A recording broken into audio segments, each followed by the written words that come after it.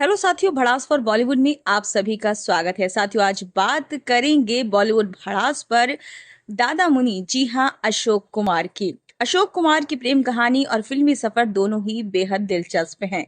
अशोक कुमार की शादी शोभा देवी से हुई थी। ये एक पारिवारिक तयशुदा यानी कि अरेंज मैरिज थी। दोनों ने लंबे समय तक साथ निभाया और उनके 4 बच्चे भी हुए। अशोक कुमार निजी जीवन को हमेशा लाइमलाइट से दूर रखते थे। उनका नाम किसी बड़े प्रेम प्रसंग या विवाद से नहीं जुड़ा। वो अपने परिवार और काम को ही सबसे अधिक महत्व देते थे।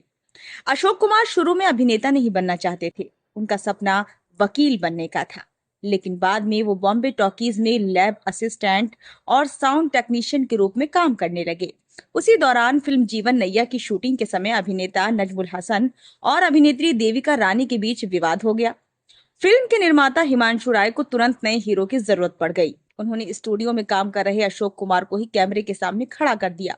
शुरुआत में वो झिझक रहे थे, लेकिन उनकी पहली फिल्म सफल रही और फिर उन्होंने पीछे मुड़कर नहीं देखा। इसे कहते हैं किस्मत। इसके बाद अछूत कन्या, किस्मत और महल जैसी फिल्मों ने उन्हें भारतीय सिनेमा का पहला सुपरस्टार बना दिया। एक किस्सा उनका बताते हैं। 1949 में आई फिल्म महल ने न सिर्फ अशोक कुमार के करियर को नई ऊंचाई दी, बल्कि मधुबाला को भी रातों रात स्टार बना दिया था। कहा जाता है कि जब फिल्म की शूटिंग शुरू हुई तब मधुबाला की उम्र सिर्फ 15 से 16 साल थी। फिल्म के निर्माता और हीरो अशोक कुमार थे। उन्होंने मधुबाला की प्रतिभा को बहुत जल्दी पहचान लिया था। कई लोग उस समय मानते थे कि इतनी कम उम्र की लड़की फिल्म के रहस्यमयी और गंभीर किरदार को नहीं निभा पाएगी, लेकिन अशोक कुमार ने उनका पूरा समर्थन किया। फिल्म रिलीज हुई तो मधुबाला की खूबसूरती और अभिनय के साथ साथ गीत आएगा आने वाला भी बेहद लोकप्रिय हुआ। आपने वो गाना सुना होगा उनका, आएगा आएगा आएगा आएगा आने वाला आएगा। ये वही फिल्म थी जिसने मधुबाला को हिंदी सिनेमा की सबसे बड़ी अभिनेत्रियों में शामिल कर दिया। बाद में अशोक कुमार मजाक में कहा करते थे कि उन्हें शुरू से ही एहसास था कि मधुबाला एक दिन बहुत बड़ी स्टार बनेंगी।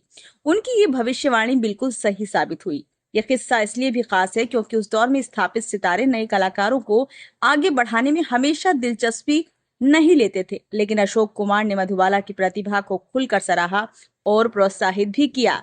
जी हाँ, वो उनके छोटे भाई की पत्नी यानी कि उनकी भाभी भी थी, यानी कि किशोर कुमार की पत्नी भी रही बाद में। अशोक कुमार को हिंदी सिनेमा का पहला नेचुरल एक्टर माना जाता है। एक बार शुरुआती दिनों में एक निर्देशक ने उनसे कहा कि संवाद बोलते समय यानी कि डायलॉग बोलते समय हाथ ज्यादा हिलाइए और चेहरे पर ज्यादा भाव लाइए, क्योंकि उस दौर में थिएटर शैली का अभिनय चलता था। लेकिन अशोक कुमार ने कहा कि असली जिंदगी में लोग ऐसे बात नहीं करते। उन्होंने संवाद बिल्कुल सामान्य अंदाज में बोले। पहले तो निर्देशक को लगा कि ये तरीका नहीं चलेगा, लेकिन जब फिल्म रिलीज हुई तो दर्शकों को उनका सहज अभिनय बहुत ज्यादा पसंद आया। धीरे धीरे अशोक कुमार ने हिंदी फिल्मों में अभिनय की शैली ही बदल डाली। उनके बाद कई कलाकारों ने ओवर एक्टिंग छोड़कर स्वाभाविक अभिनय अपनाना शुरू किया। यही वजह है कि उन्हें भारतीय सिनेमा में अभिनय की नई परंपरा शुरू करने वालों में गिना जाता है। एक और रोचक बात, अशोक कुमार को पेंटिंग, शतरंज और ज्योतिष का भी शौक था। फिल्म की शूटिंग के बीच वो अक्सर कलाकारों की कुंडली देखने लगते थे। कई साथी कलाकार मजाक में उन्हें दादा मुनि ज्योतिषी भी कह देते थे। उनकी यही सादगी और बहुमुखी प्रतिभा उन्हें बाकी सितारों से अलग बनाती थी। बहुत कम लोग जानते हैं कि अशोक कुमार ने ही अपने छोटे भाई किशोर कुमार को फिल्मों में आने के लिए प्रेरित किया था। किशोर कुमार शुरू में गायक बनना चाहते थे, लेकिन अशोक कुमार चाहते थे कि वो फिल्म में भी काम करें। जब किशोर मुंबई आए तो वो अपने बड़े भाई के साथ रहते थे। उस समय किशोर बेहद शरारती स्वभाव के थे और अक्सर फिल्मी दुनिया की चमक दमक से दूर रहते थे। एक बार अशोक कुमार ने किशोर को एक निर्माता से मिलवाया। मुलाकात के दौरान किशोर ने जानबूझकर अजीब हरकतें शुरू कर दी ताकि उन्हें फिल्म में काम न मिले, लेकिन उनकी यही अनोखी शैली लोगों को पसंद आ गई। बाद में यही अंदाज उनकी पहचान बन गया।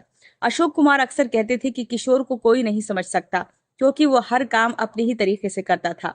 दिलचस्प बात यह है कि जिस भाई को लोग पहले गंभीर अभिनेता के रूप में जानते थे, उसी के छोटे भाई ने आगे चलकर भारतीय सिनेमा के सबसे लोकप्रिय गायकों में जगह बनाई। ये किस्सा दिखाता है कि अशोक कुमार सिर्फ बड़े अभिनेता ही नहीं, बल्कि अपने परिवार के लिए मार्गदर्शक भी थे। आपको बता दें कि उनका निधन कब हुआ। अशोक कुमार का निधन 10 दिसंबर 2001 को हुआ था। उस समय उनकी उम्र 90 साल थी। उन्होंने मुंबई में अंतिम सांस ली। वो लंबे समय से बढ़ती उम्र से जुड़ी स्वास्थ्य समस्याओं से जूझ रहे थे। अशोक कुमार का जन्म 13 अक्टूबर 1911 को हुआ था और उनका फिल्मी करियर लगभग 7 दशकों तक चला। उन्हें भारतीय सिनेमा के सबसे महान अभिनेताओं में गिना जाता है। अछूत कन्या, किस्मत, महल, चलती का नाम गाड़ी और आशीर्वाद जैसी फिल्मों में उनके अभिनय को आज भी याद किया जाता है। उनके निधन पर पूरे बॉलीवुड ने उन्हें श्रद्धांजलि दी थी, क्योंकि वो हिंदी सिनेमा के सबसे सम्मानित कलाकारों में से एक थे। जी हाँ, दादा मुनि अशोक कुमार का एक अलग ही स्टाइल था। आपको अशोक कुमार का स्टाइल कैसा लगता था? कमेंट बॉक्स में जरूर बताएं। और क्या कुछ ऐसे किस्से और सुनना आप चाहेंगे, वो भी कमेंट बॉक्स में जरूर बताएं।